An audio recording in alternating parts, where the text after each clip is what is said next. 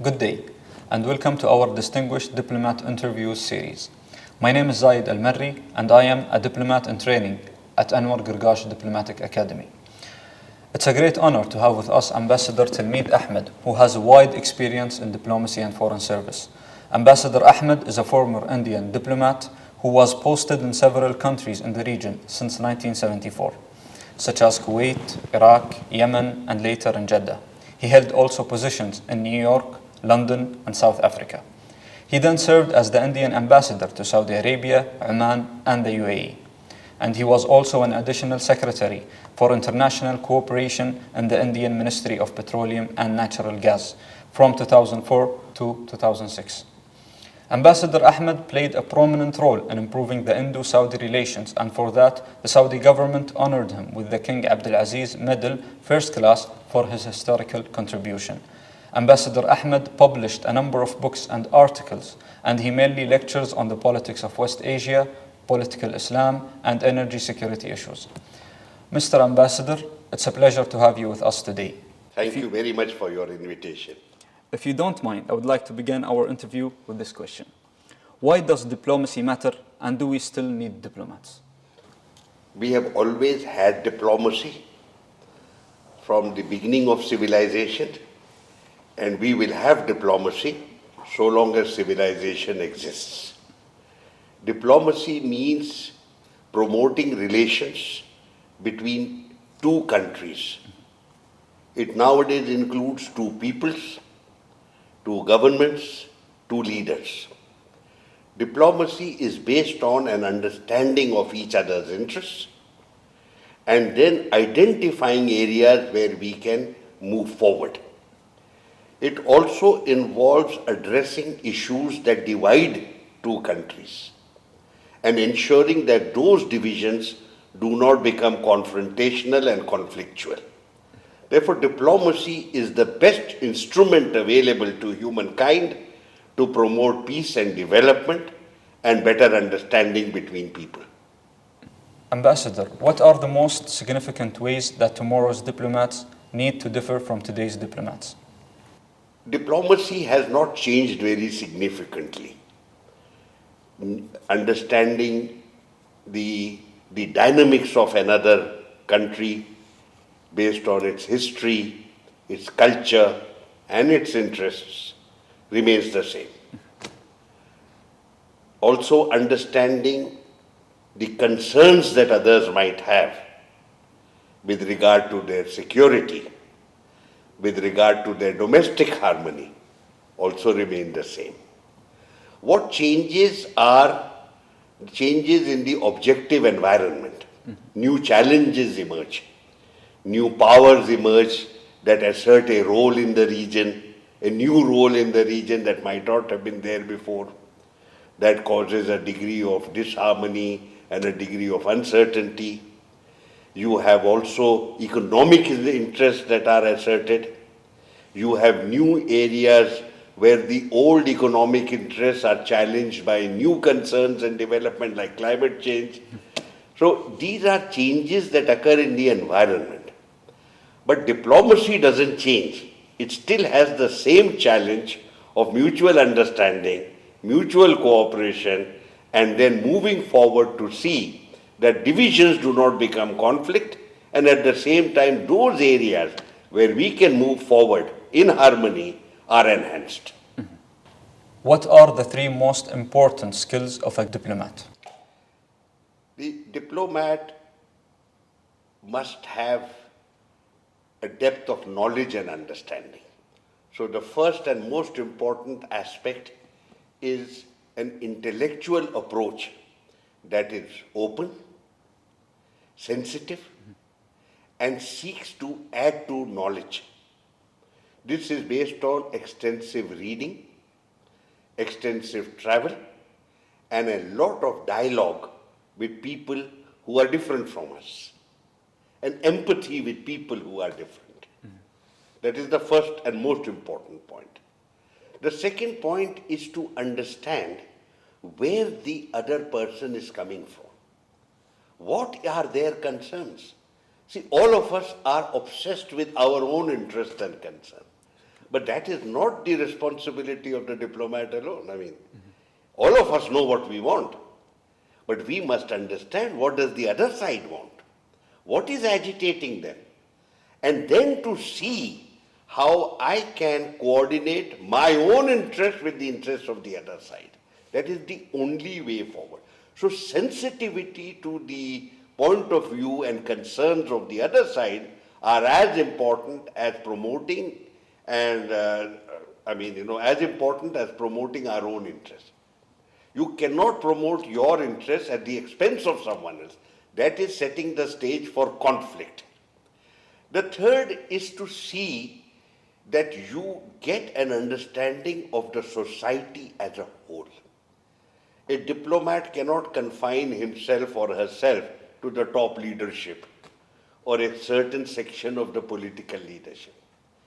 A country is a complex entity. It has a very large number of diverse forces that are in play. And if you focus on a narrow band of the elite and forget about all the others who are active players, you will be surprised. And the one thing the diplomat should avoid being is to be surprised.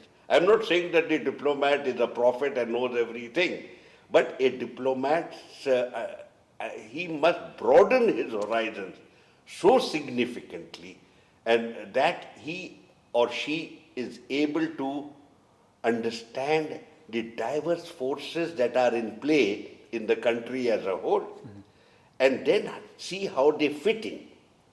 Very often, for example, when you recall the events of the Arab Spring, many of us were surprised. We were surprised that long-standing rulers were overthrown within a few weeks. That is because we had very poor understanding of the dynamics of the country as a whole. That we were looking at the countries concerned superficially. We did not realize that this success story that we are looking at is the success story of a very narrow elite, what we call crony capitalism, and that behind that, the success narratives are hollow and corroded, and that there are well springs of anger that are emerging, that sometimes it needs just a spark to ignite the flames. And the diplomat, we know now that no diplomat or academic predicted the Arab Spring. And very few of us predicted which way it will go. I'm not talking about that. That is something that is universal. But that should teach us the importance of a very broad understanding of another country and its culture and its socio-economic character, and the disgruntlement of people excluded from the framework, from the political framework and economic framework. And that is, so I think that the Arab Spring has left behind a very powerful reminder to the diplomat about the need to expand understanding through access to very different people. I would imagine, and of course each country has its own significant centers of influence. If I were, say, posted in Riyadh, I would not only look at the top leadership, the royal family, I would also look at the business community, the religious community, the women, the youth, and all of these, how there is an interplay between them to influence developments and priorities in their own country. Ambassador Ahmed, what would be your one key message to diplomats starting out on a diplomatic career? I would say the first thing is you must have a certain kind of personality. Your personality should be one that is comfortable with people different from you. All of us come from a unique political, economic and cultural background. All of us. And nobody is born a diplomat. You are not born with understanding or your expanded horizons, etc. These are cultivated by you. But you should wish to cultivate them. I would say that the worst experience for a diplomat would be someone who has deep understanding of his own interests, his own culture, his own society, and very little interest in the other. You must have seen that some very major role players in world affairs make some very serious mistakes because they don't understand or don't wish to understand the dynamics of their interlocutor. Say the American role in Afghanistan as well as Iraq. It is now understood to have been a signal failure, indeed a fiasco, despite so much investment in terms of economic resources that the Americans had used in these two countries, and left behind a trail of extraordinary damage and destruction. Why? And that is more important. They had no knowledge of the terrain with which they were involved, the society, the culture, the dynamics. What is it that was important for them? You can't have the world's most powerful armed force, military force, and pretend that you can promote your point of view under pressure and through coercion. So the most important thing for me would be to have a mindset that is broad, that seeks to understand the other side, gives priority to understanding the other side, and then has a level of empathy. You must have empathy with the other side. How is this achieved? There is no shortcut. You have to read and read and read, and you have to be up to date. You must read the history and the politics. You must also read academic journals, newspapers, etc.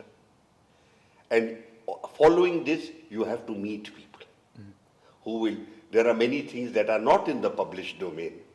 You need to meet people and hear different kinds of things. Hear rather than speak. So this would be my second lesson. It's linked with the first. Yeah. Broad horizon, broader scope. Why I am saying is because I have found in a long experience in different societies and cultures the absence of understanding and empathy. I have seen this in many of my own colleagues, many other diplomats. You see, it's very easy to come from a Western environment and reach a certain developing country and to judge that country by your standards at home. It prevents understanding. It prevents empathy. You see, and that is why you find many times Western diplomats are not successful in environments that are different from them, because they simply do not understand the cultural and economic and social moorings of the people they are supposed to promote relations with. We also make a mistake. We go from a certain, say, an Indian diplomat goes to the United Kingdom or goes to the USA or goes to Africa. He carries a huge load of his own culture, which can sometimes prevent understanding and communication. I am not saying that the fault line only is confined to the Western engagement with us. Our own engagement with other developing countries is not always based on mutual understanding. I have seen this happen in my career, and hence this very stern warning that I would give to young people, that you have to be open-minded. I'm not saying open-minded means having no opinion. I mean open-minded means listening to people, reading extensively, and sympathy. You see, you may read a lot, you may understand a lot, but you may still have no empathy. For example, I have met certain Western diplomats who arrive in countries that were their colonies 50 or 100 years ago, and yet carry an imperialist or colonial mindset of saying everything good in your country is due to me, everything bad in your country is because you became independent. So, this prevents understanding, and it is still there. It is still vibrant. Associated with this are certain characteristics like gender insensitivity, racial approach. All of these prevent you from understanding the other side. And I think that we have, as diplomats, we need to supersede this. If we don't, I can assure you, you are going nowhere. For example, in our societies, traditional societies, we have a certain view about the status and role of women. But a diplomat has to go beyond this. This may have been the case in a certain traditional environment.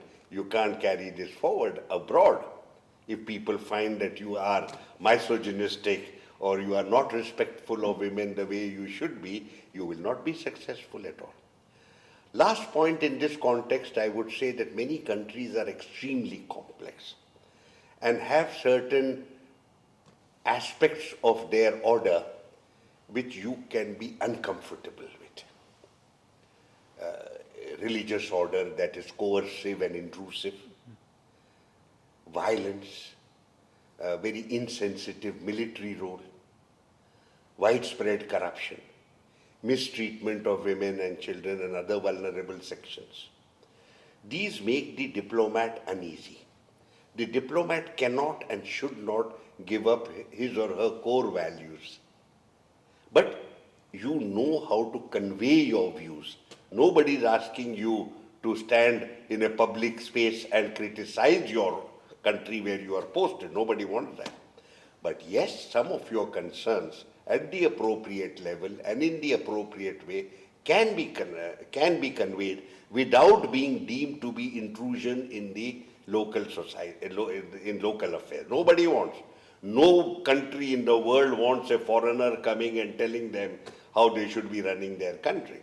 But let's say, for example, I was posted in South Africa when that country had just become free and open. They asked sometimes that, look, we have all these provinces. How do you think we should handle the federal structure between the capital and the provinces? That's one aspect. Also human rights issues, gender issues, housing for the poor. Sometimes they may ask you, sometimes you may make polite suggestions that these are some things we could look at. But the message should be one of partnership. We are on the same side. As partners, I am not someone who's superior to you and is now coming to tutor you. They would hate that. Therefore, your approach, even when you are suggesting a certain improvement. For example, when I was posted in London, Amnesty International wrote reports very harshly critical of India, certain aspects of India. And I told Amnesty International that if you were genuinely interested in the human rights situation in India, you would consult with us. You would talk to us. You would come to the High Commissioner and say, we have concerns about this aspect, and could we talk to the powers that be at home? And we would arrange for your meeting, you would have a quiet dialogue, you would make your suggestions, we would respect you. But what you did instead, you first went public, abused us, did not give us a chance to respond, and now you expect us to be sensitive to your concerns? It's not going to happen. Now we are antagonists. I made a public statement. Amnesty International has declared war on India, and India is going to respond to that challenge. This is a breakdown of communication, not partnership is the key role player in this scenario. Mr. Ambassador, can you share with us an example of a successful diplomacy that you have witnessed, and tell us what, in your view, made it so effective? This is a difficult question to answer because I have been involved with, I have participated in numerous initiatives to promote relations. The first point I will make to you is no successful diplomatic initiative is the personal achievement of an individual. It is a collective achievement. It is an achievement not of one country, it is an achievement of both countries. And it is large number of people who work together over a period of time to achieve that end. Many initiatives don't reach full fruition at times because something is missing. The first point in this context I will make is, for an initiative to be successful, a large number of factors have to come together at the same time. The diplomat's role is to identify those factors and to promote, take advantage of them and promote them. I was ambassador in Saudi Arabia and I was anxious to expand our political relationship after the Cold War. Yeah. During the Cold War, we had been on opposite sides. Saudi Arabia was part of the Western Alliance, India was non-aligned, but we were viewed as more close to the Soviet Union and the Soviet bloc. So we did not have substantial political relations. Even in the Afghanistan issue, we were on opposite sides. So yes, after the Cold War, we looked for opportunities to re-engage with each other. And I prepared the ground for the minister to visit. But the Saudis were equally keen for this re-engagement. If they had not been keen, I would not have gone forward. How do they signal this? As a diplomat, you are watching these signals. A minister of ours 2 years earlier visited Riyadh, met in those days His Royal Highness Crown Prince Abdullah bin Abdulaziz, and he said one sentence: "Why has India forgotten us?" When I read the report of this sentence, I knew he's signaling to us we need to re-engage. And my effort, I became head of the Gulf Division, my effort was then to build the relationship. But it needed the correct time. In India, we had minority governments that were falling one after the other. I had 3 prime ministers in 1 year, 1.5 years. When we had elections and a stable government, Saudi Arabia sent a minister to India to invite our foreign minister to the kingdom. So it is not one-sided. Both sides worked. Yeah. I then prepared. I became ambassador to the kingdom. I then prepared for the visit. And I looked for the opportunity. And when we met together, the Saudis signaled to us they were ready to make a fresh start with India. They did this by putting aside the issue of Kashmir, where we had had differences in the past. Yeah. The matter relating to Pakistan, because they had been viewed as being close to Pakistan. Yeah. They gave reassurances to the Indian minister on these 2 topics. That base created the ground for going forward. So the political engagement began from January 2001. After that, you see the next step. King Abdullah bin Abdulaziz visits India. We welcome him as the guest at our National Day. So very high honor. All of Delhi celebrates his visit. And we sign the New Delhi Declaration. Then he goes back. What the New Delhi Declaration refers to strategic energy partnership. How did the strategic energy partnership become the strategic partnership that we achieved?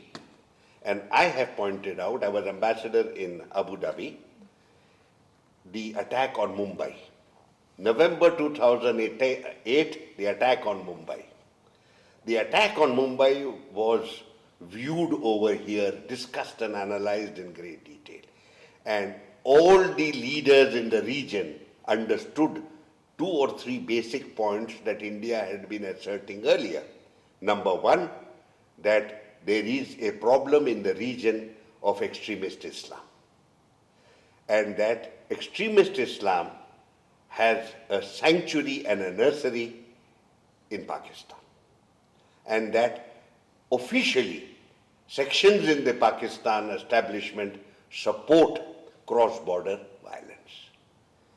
And such cross-border violence is a threat not just to India, but to the region as a whole. I, living in Abu Dhabi, got this message indirectly and informally from a number of people. That is diplomacy. The understanding that there is now a change in the understanding and attitude of your host government. When I went to Riyadh for my second time, ambassadorship for the second time, I conveyed to Delhi that they are now ready, this region is now ready to cooperate with India for a strategic partnership, based on cooperation in counter-terrorism. So when my Prime Minister came with a Riyadh declaration, said a new era of strategic partnership. So the diplomat's role is to understand the undercurrents and to recommend to the government a certain approach. Also work very closely with the local government to ensure that you are on the same side, and then constantly look for opportunities as to how you can realize this. But you have to work with the local government, and you have to be on the same side. And that is what happened. That is how you can say that a diplomatic initiative is successful. And I would say this is a personal experience over a 10-year period. Nice. Where I always ask, how did an economic cooperation relationship become a strategic energy partnership and then a strategic partnership in a 10-year period? This is the way. Nice. Great. Ambassador, this is our final question actually. If you would summarize your diplomatic life and career in a book, what will be the title of this book? What would be the? The title of this book. I find it difficult to answer, but I don't intend to write my memoirs. Okay. I feel that memoirs are egoistical, where the author places himself as central to the diplomatic achievements. I do not believe that is the case. The books that I have written so far are my understanding of what is happening in the region. So there's no me in that. It is me only as the author explaining the landscape with which I am familiar. Yes. The landscape from Afghanistan to the Mediterranean and from Egypt to Morocco. We call it this region in India, West Asia and North Africa. The last book that I wrote, which is my substantial contribution to the understanding of this region, is called West Asia at War: Repression, Resistance and Great Power Games. I have interpreted the history, politics and economics of this region over the last 150 years and offered my personal perspective to my readers, mostly in India, but anyone else who wishes to pick up the book. There is no first person, it's not a memoir. It is the work of an academic who was for 40 years a diplomatic practitioner. So it is called West Asia at War. It was written in the conflict, in the period of considerable conflict, confrontation and conflict in the region. Military conflict, considerable insecurity, ideological differences, both within the framework of Sunni Islam, also cross-sectarian confrontation. And it was written with a view to explaining to the average reader who knows a little bit about what is happening but has no coherent picture available to him or her, why are such a large number of confrontations and conflicts taking place within a short period or simultaneously? This is the effort in the book. I have pointed out the causes lie in history, in domestic politics and economics, and in the intervention of external great powers. So this is my understanding. The cover of the book is very powerful. It shows a lone individual standing at the top of one building on a terrace, and all around him the town is destroyed. It's a picture from Syria.